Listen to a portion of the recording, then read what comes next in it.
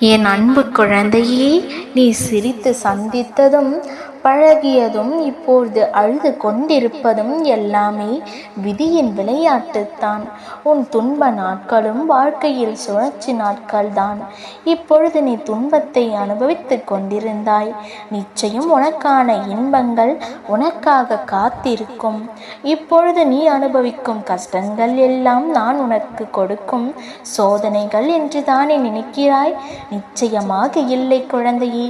எந்த தந்தையாவது தன் பிள்ளையை தண்டிப்பாரா? தன் பிள்ளையை சோதிப்பாரா?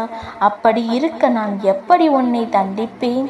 நான் உனக்கு தாயும் தந்தையுமாக இருந்து உன்னை பாதுகாப்பேன். உனக்கு நிரந்தரமான சந்தோஷத்தை கொடுப்பேன். என்னை நம்பு, என் வாக்கு என்றும் பொய்யாகாது. நான் இருக்கின்றேன், பயப்படாமல் இரு தங்கமே. என் பிள்ளையே, உன் அப்பா இன்று உன் கனவிலேயே உனக்கான ஒரு செய்தி வரும். உன் மனக்குழப்பங்கள் எல்லாம் தெளிவடையும். இப்பொழுது நான் உன்னிடம் கூறுவதை சற்று கவனமாக கேட்டுக்கொள். எனது வார்த்தைகள் எல்லாம் உனக்கு முழுமையாக புரிந்துவிட்டால் இந்த வார்த்தைகள் எல்லாம் நிச்சயமாக உனக்கானது. நான் உன்னோடு பேசிக்கொண்டிருக்கின்றேன். உனக்காகவே வந்தும் இருக்கின்றேன். இறுதி வரை பொறுமையாக கேள். என்னை தேடி நீ அலைந்து கொண்டிருக்கிறாய். எங்கெங்கோ அலைகிறாய். எப்பொழுது என்னை காண்பதற்கு உன் மனம் என்னை தேடுகிறதோ அப்போதே நீ செய்த தவறு மன்னிக்கப்பட்டு விட்டது. என்ன தவறு செய்தேன் என்று கேட்கிறாயா? உன் மனதை கேட்டுப்பார். நீயும் ஒரு கட்டத்தில் செய்த தவறை உணர்ந்திருக்கிறாய்.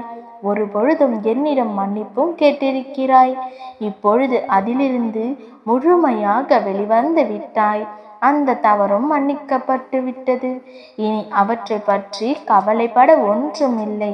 அதை முழுமையாக மறந்துவிடு. என்னை தேடி தேடி ஓய்ந்து போன நீ உனக்குள் நான் இருப்பதை மறந்து விட்டாய். கலங்காதே தங்கமே. உன் அப்பா உனக்கு துணையாக என்றும் இருப்பேன்.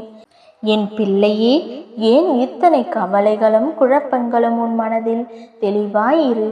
எந்த சூழ்நிலையிலும் மனதை குழப்பிக்கொள்ளாமல் தெளிவாயிரு. என் குழந்தை, இப்பொழுது உன் வாழ்க்கையில் எதற்காக இத்தனை பிரச்சனைகள் சுழல்கிறது? இத்தனை சோதனைகள் நீ தாங்கிக் கொண்டிருக்க வேண்டும்?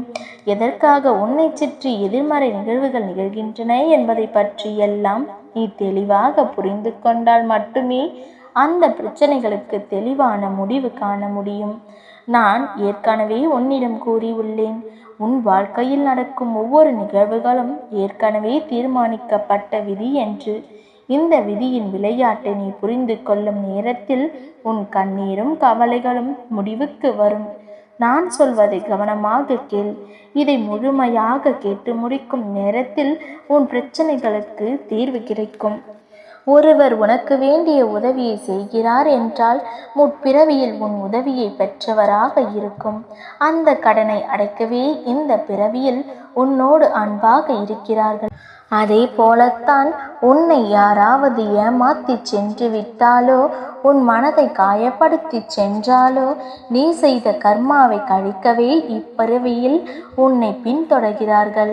யாருக்கோ நீ தெரிந்தோ தெரியாமலோ செய்த நன்மை தீமைகளை இப்பொழுது நீ பெற்றுக்கொண்டிருக்கிறாய். உன் கர்மாக்கள் கழிந்து கொண்டிருக்கிறது.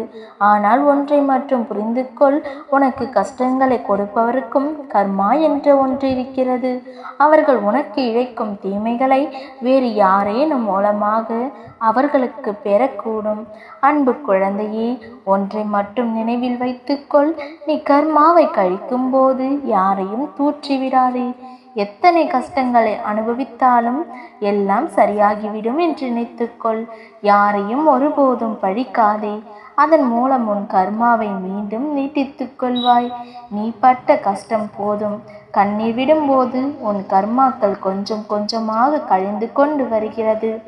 ஆனால் நீ மனமுடைந்து பழி சொற்களை பேசும்போது உன் கர்மா நீட்டித்துவிடும். அவர்கள் செய்யும் செயல்களுக்கான வினையை அவர்கள் அனுபவித்தே ஆக வேண்டும். கடவுள் கூட மனமிறங்கி மன்னித்து விடலாம். கர்மா ஒருபோதும் மன்னிக்காது.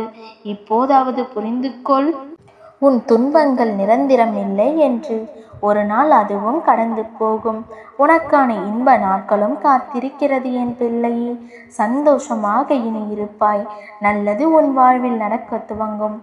உன் அப்பா நடத்தி கொடுப்பேன். நல்லது நினைக்கும் என் பிள்ளைக்கு நல்லதே வந்து சேரும்.